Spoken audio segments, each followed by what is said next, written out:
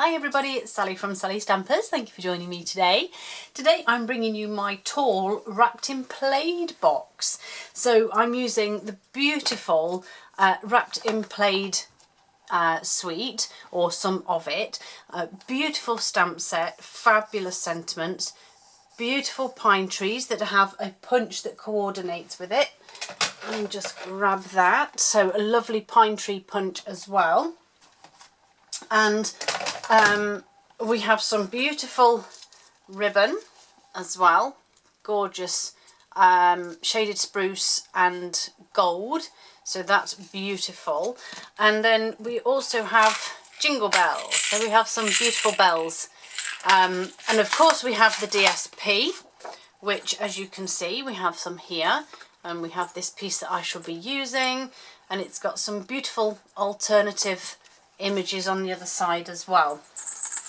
I have some bells on my box just here, and it's just simply a very tall box with a DSP lid.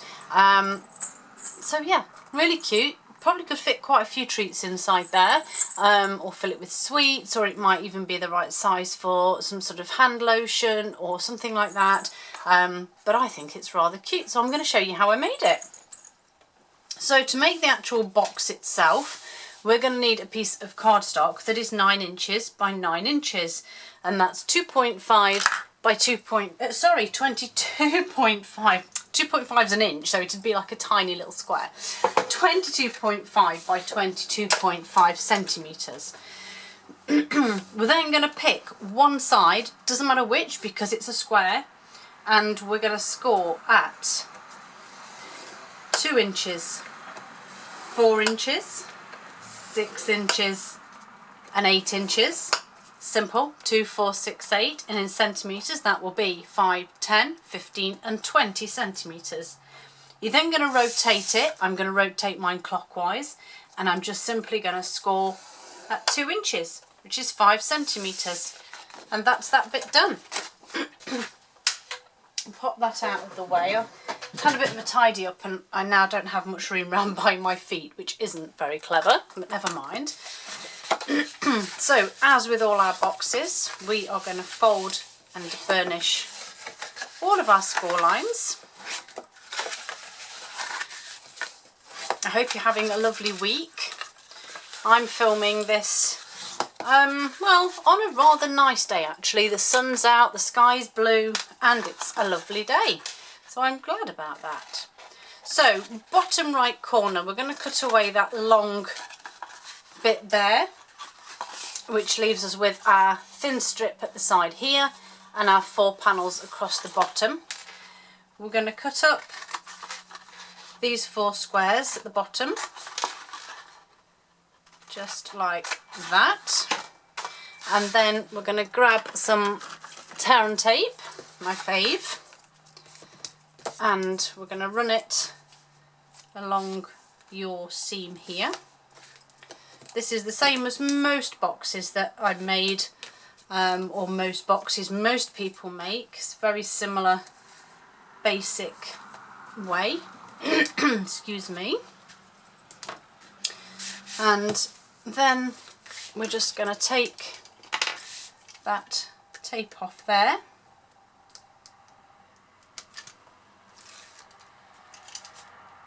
and then we're just going to fold it up to create our box. Okay, and then there's the back, so we're going to pop the back one in.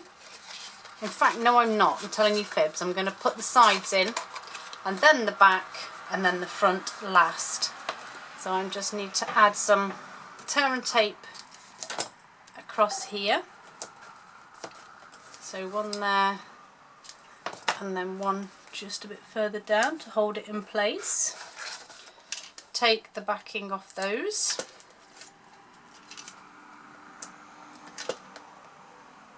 Oops, come on. And fold that over, and there's your box all ready to go. So now I'm going to do my lid, and you simply need a sheet of 6x6 DSP. So I'm going to bring in my scoreboard, but I do need some cardstock for a shim. So I'm just going to grab some white here that I had handy, and we're simply going to score again on one side, doesn't matter which. And we're going to score at 1 inch, 2 inch, 4 inch and 5, which is 2.5, 5, 10 and 12.5. We're then going to rotate clockwise and score exactly the same again. So 1 inch, 2 inch, 4 inch and 5, which again is 2.5, 5, 10 and 12.5 centimetres. Out of the way. And as you know, we're going to fold and burnish all of those glorious score lines.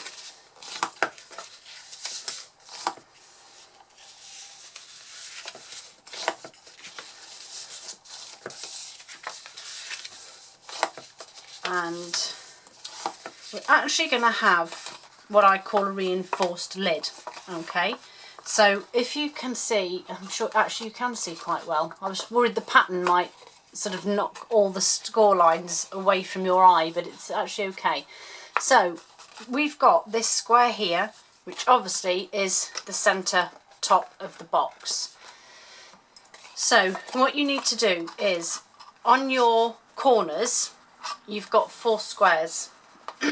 What we're going to do is we're going to cut down from right to left. We're going to cut down that first score line. We're going to cut away these 2 squares here, but we're also going to cut a little wedge there. Okay, we're then going to cut down these 2, but we're only going to cut off the first one. Cut wedges out of the sides and a small wedge out of there. Okay, so can you see there how I've done that? So 4 squares, so 1, 2, 3, 4. We've cut down these 2 score lines.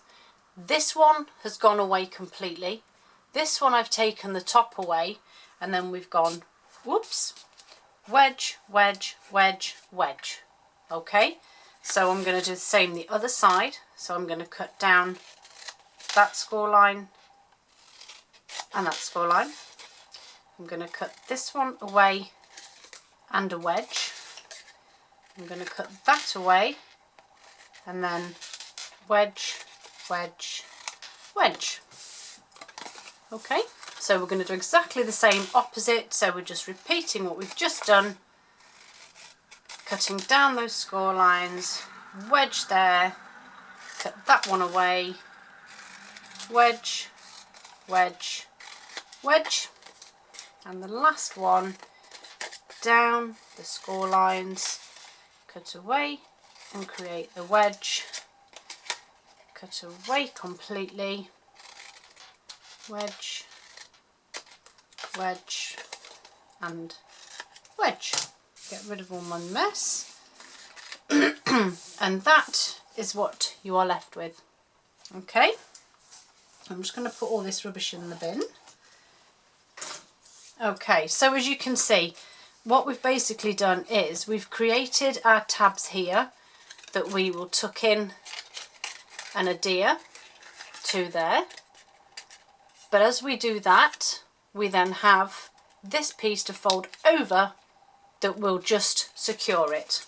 So the first thing I'm going to do is get my snail, because it's DSP and we can, and I'm just putting some on all 4 of my tabs.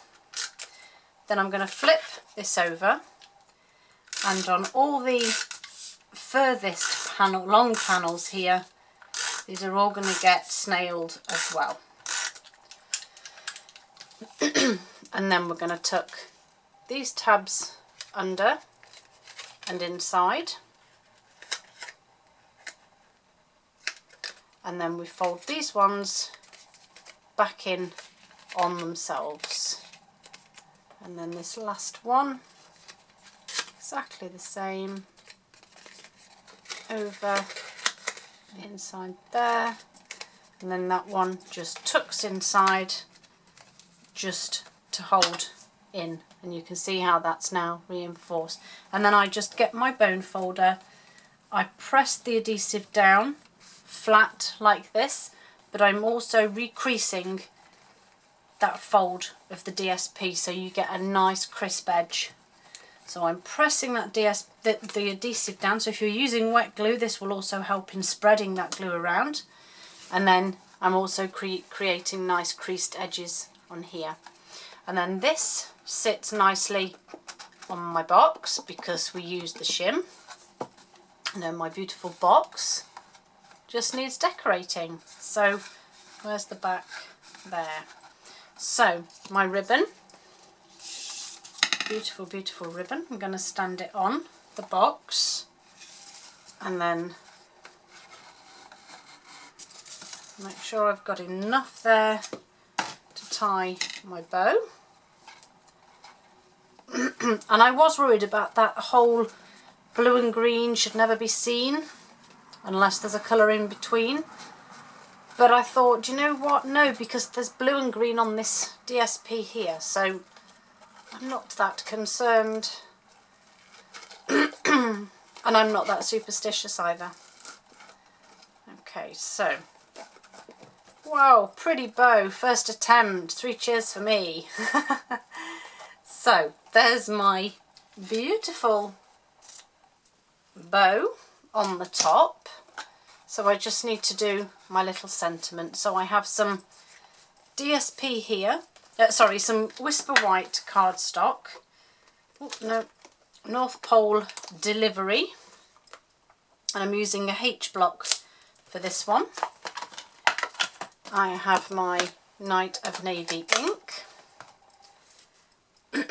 Excuse me, I have to have a little frog. And then I'm just going to pop this in the centre of my cardstock, just there. Just give that stamp a clean and a dry. And then again, just with some snail, I'm just going to pop this onto my Night of Navy layer, just like that. And then I need a couple of dimensionals that are just going on there. And then I need my jingle bells to stick on here. So I have a red, a gold and a green, or if I have to be precise, cherry cobbler. I think, would that maybe be garden green, and then the gold. And I just have, I actually came to the end of my linen thread, so I've just got this random little piece, but I thought that's actually enough. So I've literally just threaded these jingle bells onto my linen thread without dropping them continuously. So those are my 3 bells on there, and I have literally just tied them together with a knot, and then just to ensure it stays there, I'm just going to do a double knot, and then I'm going to cut really, really close to that knot and cut those tail ends off. This is always the hardest bit because it all wants to move about. So there we now have our bells together. And then I actually grabbed, wherever that knot's gone, the knot of my twine, if you can just see there. I actually used that knot to stick onto a glue dot. Get my piercing tool in just to press it down into that glue dot, and then obviously you just pick it up and stick it onto the corner of your sentiment, and obviously that then will sit, and unless you're looking really closely, I don't know if it will focus, you can't see the knot. Okay, so let's get this onto our box. So again, just double checking where the back is. Crumbs, I've made a good job of this because I can't tell there it is. Just ensure that that ribbon's central. Make sure your dimensionals aren't going to hang over from behind. Mine is just a tiny bit. And also that it's not going to sit on the ribbon. And a little press. And there they are. My tall wrapped in plaid box. I hope you like them. Hope I find some use for them. Ideal actually, my daughter and my son. Well, there's a gift box already made. Crikey, prepared. Hope you have a lovely day, and I hope to see you all again soon. Bye.